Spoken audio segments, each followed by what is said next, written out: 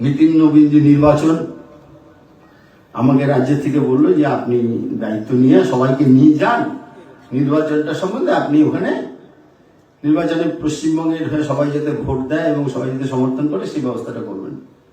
তা আমি সবাইকে নিয়ে গেলাম, শ্রমিক দাও গেলেন, রাজ্য সভাপতি সহ সবাই গিয়ে নির্বাচনের যেদিন হয়ে গেল, আমি উল্টো দিকে আমাদের সংঘের একটা ভবন আছে, মানে যারা জেনারেল সেক্রেটারি অর্গানাইজেশন সাধারণত তারা সেই বাড়িতে থাকে, তা আমাকে ওরকম একটা বাড়িতে থাকতে দিয়েছে। তো আমার উল্টো দিকে মানে একই রুমে আমরা শুয়েছি, হচ্ছে কর্ণাটকের জেনারেল সেক্রেটারি। গল্প করছি, 8টার সময় একটা ফোন এলো যে रतिंदा आपको सिलीगुड़ी विभाग का इंचार्ज कन्वेनर होना पड़ेगा, उधर जाकर काम करना पड़ेगा। আমি তখন বললাম যে विस्तार योजना, बोले वो भी देखना पड़ेगा। हम लोग दोनों में कलकत्ता में एक रहना पड़ेगा, एक सिलीगुड़ी में रहेंगे, कैसे बांटेंगे? तो नहीं आपको जाना पड़ेगा। আমি চলে গেলাম শিলিগুড়ি বিভাগে, এগোচ্ছে কাজ, আস্তে আস্তে দুটোই কাজ করছি। তা আমি চেয়েছিলাম যে আমাকে যদি ইলেকশনে দাঁড় করায় তাহলে শিলিগুড়ি কিংবা ডাবগ্রাম ফুলবাড়ি, যেহেতু আমি ওই শিলিগুড়ি জেলার সভাপতি ছিলাম, চাইবো এরকম।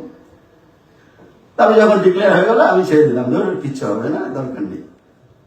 তা আমি কোনো নমিনেশন পেপার মানে আমি অ্যাপ্লিকেশনে জমা দিইনি। আমি আগে থেকে জানতাম যে এই দুটো হবে না, কারণ পুরনো যারা এমএলএরা আছেন তারাই থাকবেন, সিদ্ধান্ত আগে হয়েছিল একটু। তা আমি আর মাথা ঘামাইনি, আমি কাজ করছি। সব যে বিধানসভাগুলো নিয়ে প্রবলেম আছে তাদেরকে ডাকছি, কনভেনারকে ডাকছি, কোথায় কোথায় কনভেনার চেঞ্জ করতে হবে, অসুবিধা হচ্ছে, সেগুলো নিয়ে আলোচনা হচ্ছে।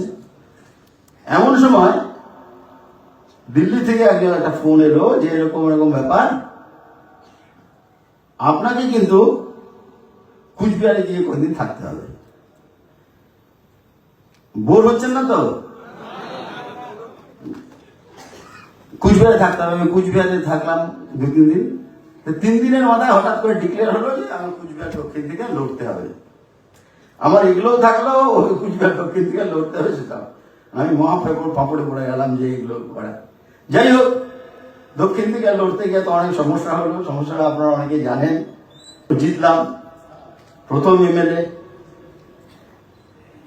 তো আমি ওনাদের সাথে গেলাম, শপথ দিলাম। তখনও আমি কিছু জানি না,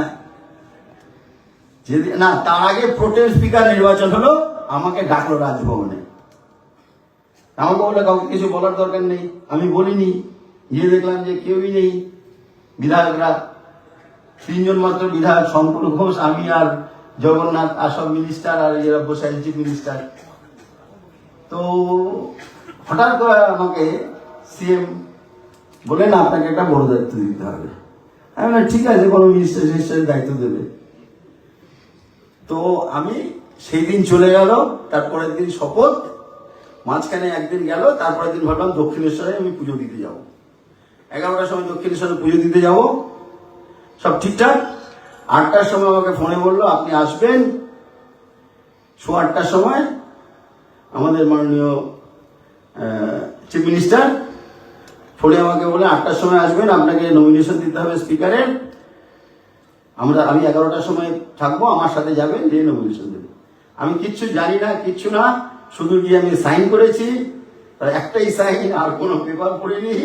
সাইন করে যখন বেরিয়ে আসলো, আমি দেখলাম আমাকে সিএম আমাকে এত সুন্দর কথা আমার সম্বন্ধে বললেন প্রেসে, আমি কোনোদিন ভাবিনি যে ওইরকম ভাবে কথা বলতে পারে।